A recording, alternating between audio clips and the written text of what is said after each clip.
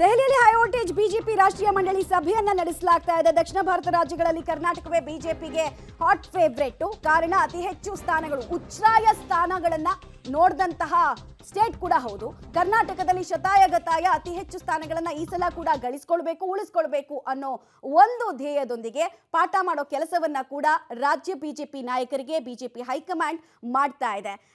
ನಿನ್ನೆಯ ಒಂದು ಮೀಟಿಂಗ್ ನಲ್ಲೂ ಕೂಡ, ನಿನ್ನೆಯ ಸಮಾವೇಶದಲ್ಲೂ ಕೂಡ ಕಳೆದ ಬಾರಿ ಬೂತ್ ಮಟ್ಟದಲ್ಲಿ ಎಷ್ಟು ನೀವು ವೋಟನ್ನು ಗಳಿಸ್ಕೊಂಡಿದ್ರು ಅದಕ್ಕಿಂತ 370 ವೋಟ್ಗಳನ್ನ ಹೆಚ್ಚು ಗಳಿಸಬೇಕು ಪ್ರತಿ ಬೂತ್ನಲ್ಲೂ ಅಂತ ಕೂಡ ಒಂದು ಕರೆಯನ್ನು ಕೊಟ್ಟಿದ್ರು. ಅದೇ ರೀತಿ ಒಂದಷ್ಟು ಸ್ಟ್ರಾಟಜಿಗಳನ್ನ ಕೂಡ ಕೊಡ್ತಾ ಇದ್ದಾರೆ. ವಿಜೇಂದ್ರ ಹಾಗೂ ಅಶೋಕ್ ಹೆಗಲಿಗೆ ಜವಾಬ್ದಾರಿಯನ್ನ ಹೈಕಮಾಂಡ್ ಹೊರಿಸ್ತಾ ಇದೆ. ವಿಜೇಂದ್ರ ಅಶೋಕ್ ಜೋಡೆತ್ತಿಗೆ ರಾಜ್ಯದಲ್ಲಿ 25 ಸ್ಥಾನವನ್ನ ಉಳಿಸಿಕೊಳ್ಳುವ ಟಾಸ್ಕ್ ಅನ್ನ ಕೂಡ ಕೊಡಲಾಗಿದೆ.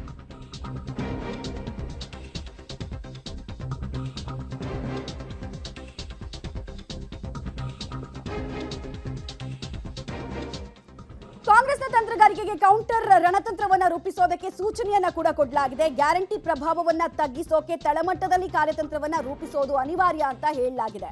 ಕಾಂಗ್ರೆಸ್ ಸರ್ಕಾರದ ವೈಫಲ್ಯಗಳನ್ನ ಜನತೆಗೆ ಮನವರಿಕೆ ಮಾಡೋದು, ಕಾಂಗ್ರೆಸ್ಸಿಗರ ವಿವಾದಾತ್ಮಕ ಹಾಗೂ ರಾಷ್ಟ್ರ ವಿರೋಧಿ ಹೇಳಿಕೆಗಳನ್ನ ಇನ್ನೂ ಹೆಚ್ಚಾಗಿ ಪ್ರಚಾರ ಮಾಡಿ ಅದರಲ್ಲಿ ಲಾಭ ಎತ್ತಕ್ಕಾಗುತ್ತಾ ನೋಡಿ ಅಂತ ಹೇಳಿದ್ದಾರಂತೆ.